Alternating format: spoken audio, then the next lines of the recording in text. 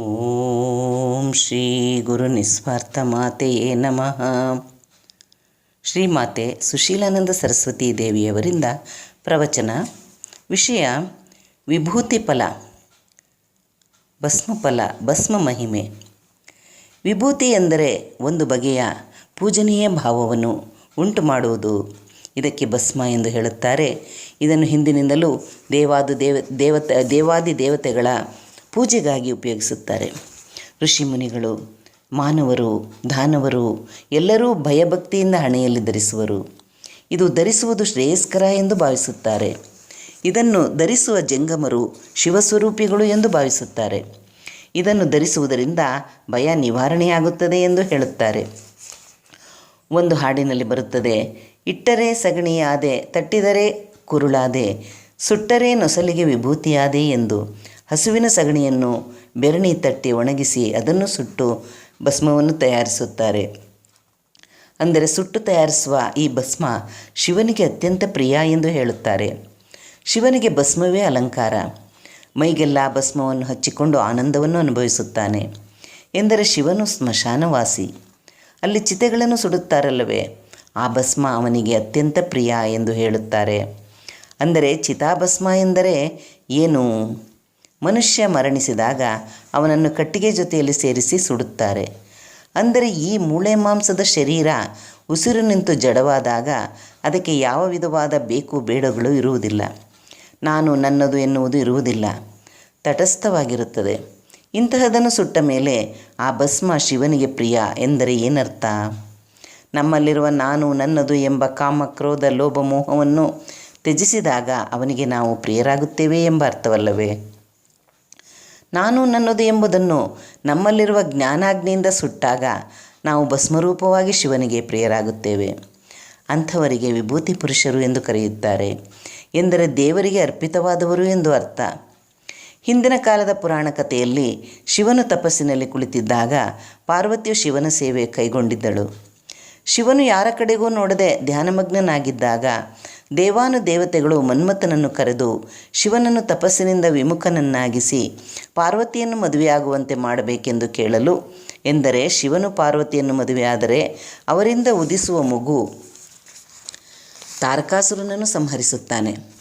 ತಾರಕಾಸುರನ ಉಪಟಳ ಜಾಸ್ತಿಯಾಗಿದೆ ಎಂದು ದೇವತೆಗಳು ಮನ್ಮಥನನ್ನು ಶಿವನನ್ನು ತಪಸ್ಸಿನಿಂದ ವಿಮುಖನಾಗುವಂತೆ ಮಾಡು ಎಂದು ಹೇಳಲು ಮನ್ಮಥನು ತನ್ನ ಹತ್ತಿರವಿದ್ದ ಕಾಮಬಾಣವನ್ನು ಬಿಟ್ಟಾಗ ಅದು ಶಿವನಿಗೆ ತಾಕಿದಾಗ ಶಿವನು ಕೋಪಗೊಂಡು ತನ್ನ ಮೂರನೇ ಕಣ್ಣನ್ನು ತೆಗೆದು ಮನ್ಮಥನನ್ನು ಸುಟ್ಟು ಬಿಟ್ಟನು.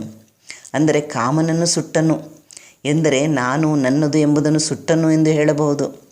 ಯಾವುದೇ ಆಮಿಷಕ್ಕೆ ಒಳಗಾಗದೆ ಕಾಮನನ್ನು ಗೆದ್ದವನು ಎಂದು ಹೇಳಬಹುದು. ಈ ರೀತಿ ನಮ್ಮಲ್ಲಿರುವ ಕಾಮ, ಕ್ರೋಧ, ಲೋಭ, ಮೋಹಗಳನ್ನು ತ್ಯಜಿಸಿದಾಗ ನಾವು ಪರಮಾತ್ಮನಿಗೆ ಪ್ರಿಯರಾಗುತ್ತೇವೆ. ಆಗ ಅವನ ಹಣೆಯಲ್ಲಿ ಧರಿಸುವ ಭಸ್ಮ ನಾವಾಗುತ್ತೇವೆ. ಎಂತಹ ಪುಣ್ಯ! ಪರಮಾತ್ಮನ ನೊಸಲಿನ ವಿಭೂತಿಯಾಗುವುದು. ಈ ರೀತಿ ನಾವು ಪರಮಾತ್ಮನಿಗೆ ನಮ್ಮನ್ನು ನಾವು ಅರ್ಪಿಸಿಕೊಳ್ಳಬೇಕು.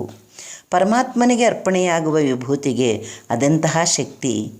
ತಾನು ತನ್ನದು ಎಂಬುದು ಉರಿದು ಬೂದಿಯಾಗಿ ಆ ಬೂದಿ ಪರಮಾತ್ಮನ ಶರೀರಕ್ಕೆ ಅಲಂಕಾರ ಎಂದರೆ ನಾವು ಅವನಲ್ಲಿ ಒಂದಾಗುವೆವೋ ಎಂದು ಅರ್ಥ.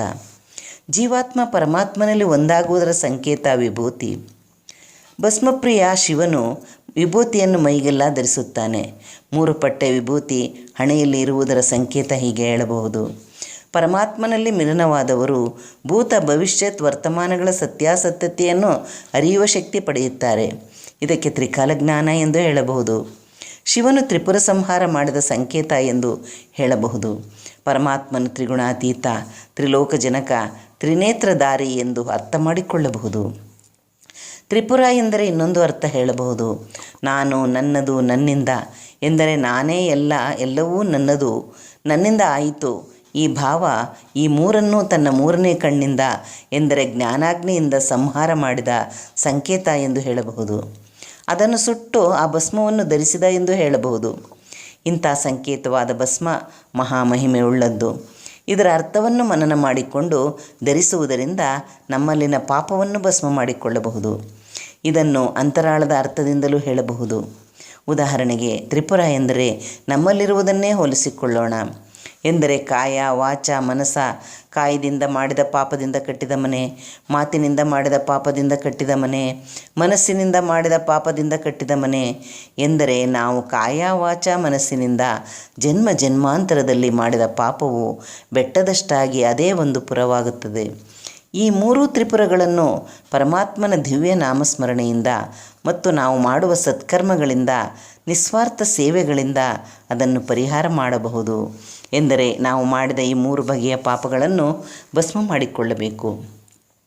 ಆಗಲೇ ನಾವು ಪರಿಶುದ್ಧರಾಗುವುದು. ಇಂತಹ ಪುಣ್ಯ ಕಾರ್ಯವನ್ನು ನಾವು ಈಗ ಅಗತ್ಯವಾಗಿ ಮಾಡಬೇಕು. ನಾವು ಮಾಡಿದ ಈ ಬಗೆಯ ಪಾಪಗಳನ್ನು ಪಶ್ಚಾತ್ತಾಪ ಎಂಬ ಅಗ್ನಿಯಿಂದ ದಹಿಸಿ ಭಸ್ಮ ಮಾಡಬಹುದು. ತಾನು ಮಾಡಿದ ಪಾಪಕೃತ್ಯಕ್ಕೆ ಮನುಷ್ಯ ಪಶ್ಚಾತ್ತಾಪಪಟ್ಟು ಪುನಃ ಆ ಪಾಪವನ್ನು ಮಾಡದಿದ್ದರೆ ಅವನು ಪರಿಶುದ್ಧನಾಗುತ್ತಾನೆ. ನಂತರ ತನ್ನ ಜೀವನವನ್ನು ಸತ್ಯಧರ್ಮ ನ್ಯಾಯನೀತಿಯಿಂದ ಕೂಡಿದ ನಿಸ್ವಾರ್ಥ ಸೇವೆಗೆ ಅರ್ಪಿಸಿದಾಗ ಅವನು ಪುನೀತನಾಗುತ್ತಾನೆ.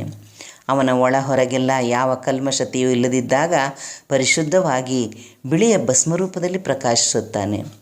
ಎಂದರೆ ವಿಭೂತಿ ಪುರುಷನಾಗುತ್ತಾನೆ. ಎಂದರೆ ಸತ್ಕರ್ಮ ಸಾಧನೆಯಿಂದ ಸಿದ್ಧಪುರುಷನಾಗುತ್ತಾನೆ. ಅವನಿಂದ 4 ಜನಕ್ಕೆ ಉಪಯೋಗವಾಗುತ್ತದೆ. ಇಂತಹ ಭಸ್ಮವನ್ನು ನಾವು ಧರಿಸಿಕೊಳ್ಳಬೇಕು. ಸತ್ತ ಮೇಲೆ ದಹಿಸುವುದಕ್ಕೆ ಮುನ್ನ ಬದುಕಿರುವಾಗಲೇ ನಮ್ಮ ಪಾಪಕರ್ಮವನ್ನು ದಹಿಸುವುದರಿಂದ ನಾವು ಪವಿತ್ರರಾಗುತ್ತೇವೆ, ಭಸ್ಮದಷ್ಟೇ ಪರಿಶುದ್ಧರಾಗುತ್ತೇವೆ. ಕಲ್ಮಶವೆಲ್ಲ ಕಳೆದು ಬಿಳಿಯ ಭಸ್ಮದ ರೂಪ ಎಂದರೆ ಶಾಂತಿಯ ಸಂಕೇತವಾದ ಬಿಳಿಯ ಭಸ್ಮವನ್ನು ಧರಿಸಲು ಯೋಗ್ಯರಾಗುತ್ತೇವೆ ಎಂದು ಹೇಳಬಹುದು.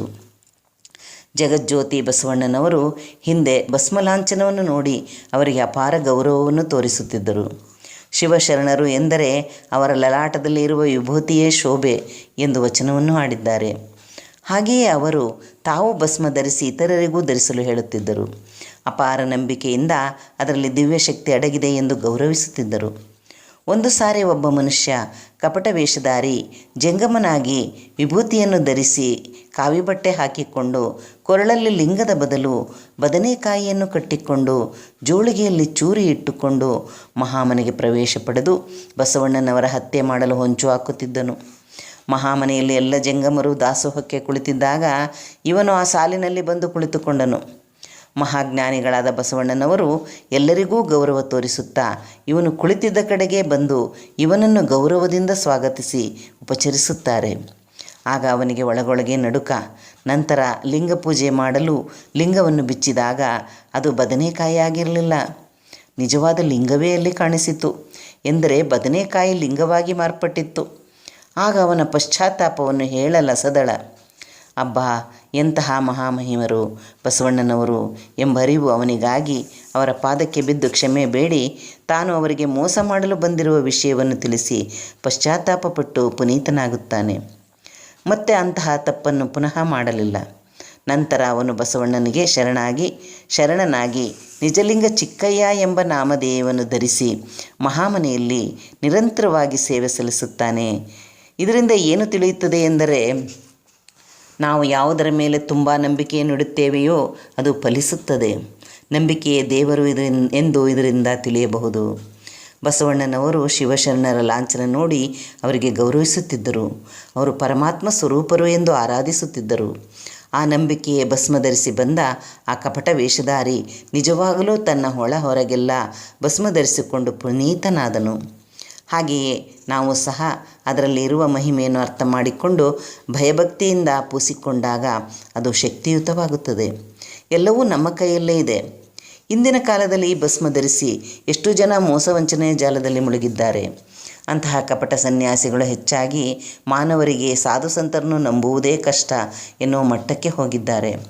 ಇಂಥ ಪವಿತ್ರವಾದ ಪುನೀತವಾದ ಭಸ್ಮವನ್ನು ತಮ್ಮ ಸ್ವಾರ್ಥ ಲಾಲಸೆಗೆ ಬಳಸಿಕೊಂಡು ಅನ್ಯಾಯ ಅಧರ್ಮದತ್ತ ಸಾಗುತ್ತಿರುವ ಜನರು ಇನ್ನಾದರೂ ತಮ್ಮ ಪಾಪ ಕಾರ್ಯವನ್ನು ನಿಲ್ಲಿಸಿ ಆ ಭಸ್ಮದ ಮಹಿಮೆಯನ್ನು ತಿಳಿದುಕೊಂಡು ತಮ್ಮಲ್ಲಿರುವ ಪಾಪಕರ್ಮವನ್ನು ಭಸ್ಮಗೊಳಿಸಿ ಪುನೀತರಾಗಲಿ.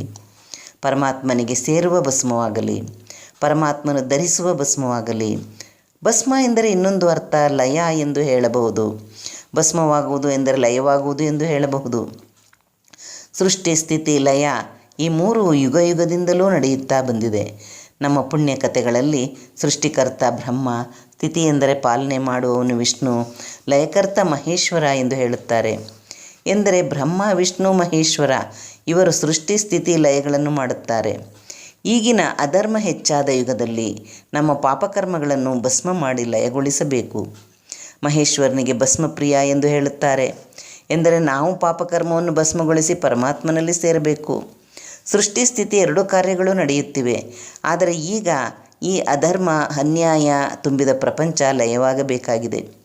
ಎಂದರೆ ಪ್ರಪಂಚದಲ್ಲಿ ತುಂಬಿರುವ ಜನರ ಪಾಪಕರ್ಮವನ್ನು ಪರಮಾತ್ಮನ ನಿರಂತರ ನಾಮಸ್ಮರಣೆ ಮಾಡಿ ಅವನ ಅನುಗ್ರಹದಿಂದ ಮತ್ತು ತಾವು ಮಾಡಿದ ದುಷ್ಕಾರ್ಯಕ್ಕೆ ಪಶ್ಚಾತ್ತಾಪಪಟ್ಟು ಅದನ್ನು ಭಸ್ಮಗೊಳಿಸಿ ಪರಮಾತ್ಮನಿಗೆ ಪ್ರಿಯವಾದ ಭಸ್ಮವಾಗಿ ಅವನಲ್ಲಿ ಸೇರುವುದು.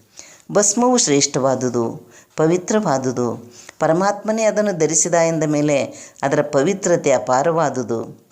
ಪರಮಾತ್ಮನ ಕೃಪೆಯೊಂದಿದ್ದರೆ ಈ ಭವಸಾಗರವನ್ನು ಸುಲಭವಾಗಿ ದಾಟಬಹುದು. ಜೈ ಶ್ರೀ ಗುರು ನಿಸ್ವಾರ್ಥ ಮಾತೆಯೇ ನಮಃ. ಓಂ